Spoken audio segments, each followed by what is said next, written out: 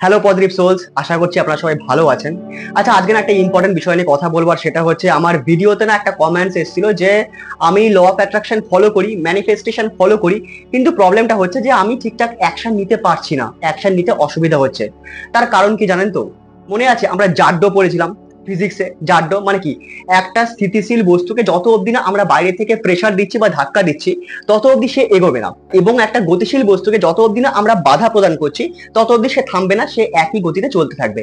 তা আমাদের মাইন্ডের অবস্থাটাও না কিছুটা সেরকম টাইপের। মানে যদি আপনি আপনার গোলসের জন্য, আপনার ভিশনসের জন্য অ্যাকশন নেওয়া না শুরু করেন, তাহলে আপনার ব্রেন না সেই স্থিতিশীল অবস্থাতেই থাকতে চাইবে, সে কখনো এগোতে চাইবে না। দেখুন, তার জন্য না একটা খুব ভালো টেকনিক আছে।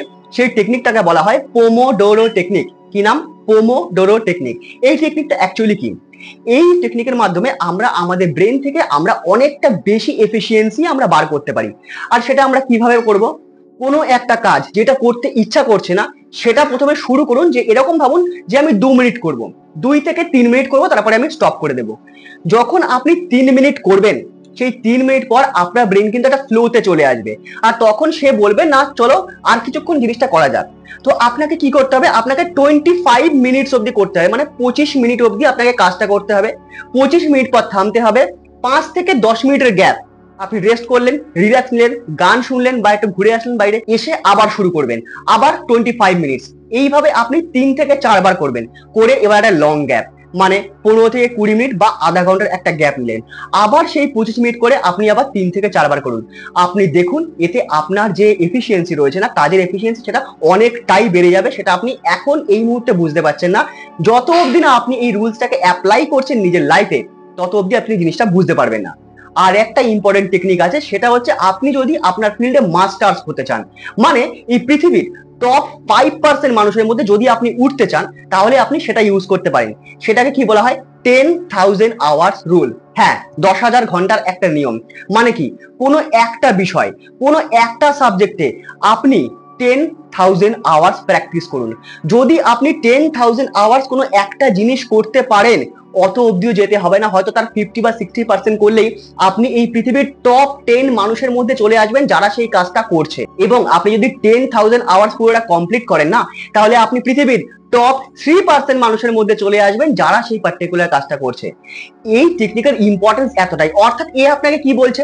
এ আপনাকে বলছে ডিসিপ্লিন, এ আপনাকে বলছে কনসিস্টেন্সি, এ আপনাকে বলছে একনিষ্ঠভাবে আপনি আপনার কাজ করুন। কনসিস্টেন্সি মেনটেন করে আপনাকে কেউ হারাতে পারবে না। আর এবারে আমি একটা ইম্পর্টেন্ট কথা বলি আমাদের গ্র্যাটিটিউড সম্পর্কে। আমাদের কাছে যা আছে, যা আছে এবং আমাদের কাছে যা ছিল এবং আমরা যা পেতে চলেছি, সেটাও কিন্তু পুরোপুরি আমাদের গ্র্যাটিটিউডের আন্ডারে আছে। আর দেখুন, আমরা যেটা পেতে চলেছি সেটা কিন্তু এখন এই মুহূর্তে ফিক্সড নয়।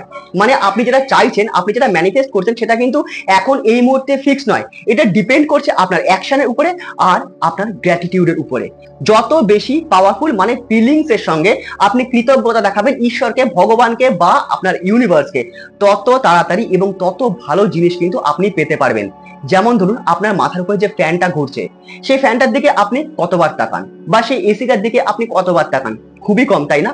তার কারণ কি জানেন তো? সেই জিনিসটা এখন চলছে, সেই জিনিসটা আমাদের প্রোভাইড করছে।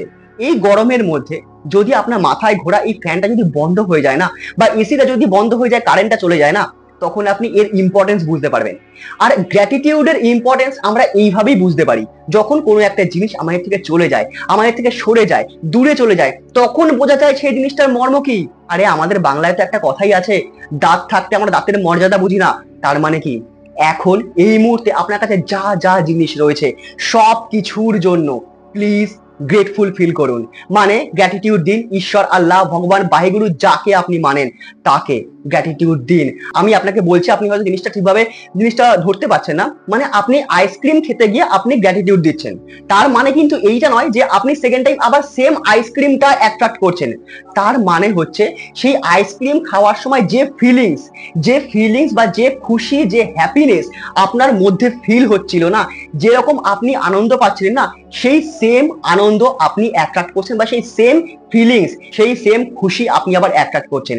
এবার ডিপেন্ড করছে যে খুশিটা আপনি আইসক্রিম থেকে পেয়েছেন, হয়তো সেই খুশিটা আপনি আপনার নতুন বাইক থেকে পেতে পারেন, অথবা নতুন স্কুটার থেকে, অথবা 4 চাকা থেকে। It depends. আপনি কিসের উপর সেই সেম ফিলিংস আপনি ফিল করবেন, ঠিক সেই রকম জিনিসই কিন্তু ইউনিভার্স আপনার কাছে পাঠাবে। তাই এই কারণে আমি বলছি গ্র্যাটিটিউডের ইম্পর্টেন্স কিন্তু এতটা। আপনি দেখুন না, একটা সুন্দর গল্প আছে গ্র্যাটিটিউড নিয়ে, আমি এটা আপনাদেরকে বলতে চাই। একজন সাধু ছিলেন, তিনি না কোনোভাবে ভগবানের সঙ্গে কানেক্ট করতে পারতেন, ভগবানের সঙ্গে কথা বলতে পারতেন। তো একদিন না একটা গরিব লোক গেছে তার কাছে, গিয়ে বলছে, ভগবান আমার এরকম অবস্থা, আমার কাছে কিচ্ছু নেই, আমার শুধু পরনে মাত্র একটা প্যান্ট আছে, আর কিচ্ছু নেই, সব ছিঁড়ে গেছে, আমার ঘর বাড়ি পরিবার কিচ্ছু নেই, আমি শুধু একা, আর আমার এই হাফ প্যান্টটা রয়েছে ছেঁড়া হাফ প্যান্ট, আমি কি করব? আপনি একটু ঈশ্বরকে বলুন, সে যেন আমাকে কিছু দেয়। সে তো সবাইকে সবকিছু দিচ্ছে, কত কিছু দিচ্ছে, তাহলে আমাকে একটু দিতে তার কি যায় আসবে, তাই না? তো সাধু বাবা বলেছেন, ঠিক আছে চলো, আমি তোমার জন্য প্রার্থনা করব। এবারে ঈশ্বরের সঙ্গে তিনি কানেক্ট হয়েছেন, তিনি কথা বলছেন। এবারে বলছে, ঈশ্বর বলছে যে তুই এক কাজ কর, তুই শুধু ওকে গিয়ে বল আমাকে ধন্যবাদ দিতে বা কৃতজ্ঞতা দিতে। তখন যখন সেই সাধুটা সেই ভিখারিকে বলল যে তুমি কৃতজ্ঞতা দাও, তুমি ধন্যবাদ জানাও, তখন সেই ভিখারি সেই সাধুকে বলছে, আমি ধন্যবাদ জানাবো ঈশ্বরকে? কেন? কি দিয়েছে আমাকে? আমার কাছে শুধু একটা ছেঁড়া প্যান্ট রয়েছে, আমার পরনে আর কোনো বস্ত্র নেই, এই ছেঁড়া একটা হাফ প্যান্ট, আমার বাড়ি নেই, আমার ঘর নেই, আমার অন্ন সংস্থান ঠিকঠাক হয় না, চেয়ে চিন্তে খেতে হয়, আমি একজন ভিখারি, আর আপনি বলছেন আমি ঈশ্বরকে ধন্যবাদ দেব? কেন? কি দিয়েছে আমাকে ঈশ্বর? তখন সেই সাধু বাবা বলছেন, আরে পাগল, তোর কাছে চোখ আছে, তোর কাছে নাক আছে, তোর কান আছে, তোর শরীরের ভেতরে যত যন্ত্রাংশ রয়েছে না, সব ঠিকঠাক ভাবে কাজ করছে। তোর দুটো হাত আছে, এই দু হাতই অনেকের নেই। তোর দুটো পা আছে, অনেকের নেই। তোর শরীরের যে যন্ত্রাংশগুলো ঠিকঠাক কাজ করছে না, সেগুলো অনেকের নেই। রাস্তায় চলতে গিয়ে দেখবি কত মানুষ অন্ধ, তারা এই পৃথিবীকে দেখতে পায় না, তারা এই প্রকৃতিকে দেখতে পায় না। এই সব কিছু জিনিস তোর কাছে রয়েছে, তাদের কাছে কিন্তু সেই জিনিসগুলো নেই। আর তারপরেও তুই বলছিস তুই ভগবানকে কিসের জন্য ধন্যবাদ দিবি? তুই এতটা অকৃতজ্ঞ? ঠিকই আছে, তোর সাথে যা হয়েছে ঠিক হয়েছে। এবারে একজন বড় লোক এসছেন, মানে প্রচুর সম্পত্তি, প্রচুর টাকা পয়সা, তার কাছে সত্যি কোনো জিনিসের অভাব নেই, সে আর চায় না, সে আর চায় না, সে দান দক্ষিণা করার পরও তার কাছে শেষ হচ্ছে না, তার কাছে কমছে না। সে সাধু বাবার কাছে গিয়ে এসেছে, এসে গিয়ে বলছে, সাধু বাবা আমাকে ভগবান প্রচুর প্রচুর দিয়েছে, প্রতিদিন দিচ্ছে, আজও দিচ্ছে, আমি চাই আপনি ঈশ্বরকে বলুন আর যেন না দেয়, আমি আর নিতে পারছি না, এত আমি সামলাবো কি করে, আমার কাছে প্রচুর রয়েছে, ঈশ্বরকে বলুন আমাকে এখন যেন আর টাকা পয়সা না দেয়। এইবারে সাধু বাবা বলেছে, ঠিক আছে তুই এত ভালো একটা নোবেল কজ নিয়ে এসেছিস, চল আমি কথা বলছি। এবার তিনি ঈশ্বরের সাথে কথা বলছে। এবারে ঈশ্বর তাকে বলছে, ঠিক আছে কোনো ব্যাপার না, তুই সেই লোকটাকে বল যে আমাকে যাতে সে কৃতজ্ঞতা বা ধন্যবাদ দেওয়া যাতে বন্ধ করে দেয়। এবারে যথারীতি সেই সাধু বাবা গিয়ে সেই বড় লোকটাকে বলছে যে তুমি ধন্যবাদ দেওয়া বন্ধ করে দাও। বলছে সম্ভবই না, ইম্পসিবল, আমি ধন্যবাদ দেওয়া তো বন্ধ করতে পারবো না, আমাকে ঈশ্বর এত কিছু দিয়েছে, এত কিছু আমার কাছে রয়েছে, আমি দান দিচ্ছি, দক্ষিণা দিচ্ছি, তারপরও আমার কাছে কোনো কিছু কমতি নেই, আমার কাছে ভালোবাসা, আমার কাছে আমার পরিবার, আমার সন্তান, আমার বাড়ি ঘর গাড়ি সব আছে, আমি কি করে ধন্যবাদ দেওয়া বন্ধ করবো? এই গল্পটার মোরালটা আপনি বুঝতে পারলেন? মানে যত আপনি গ্র্যাটিটিউড দেবেন, যত আপনি কৃতজ্ঞ থাকবেন, আপনি তত বেশি পাবেন। আর যেখানে কৃতজ্ঞতা নেই, সেখানে আপনার কাছে যেটুকু জিনিস আছে সেটুকুও কেড়ে নেওয়া হবে।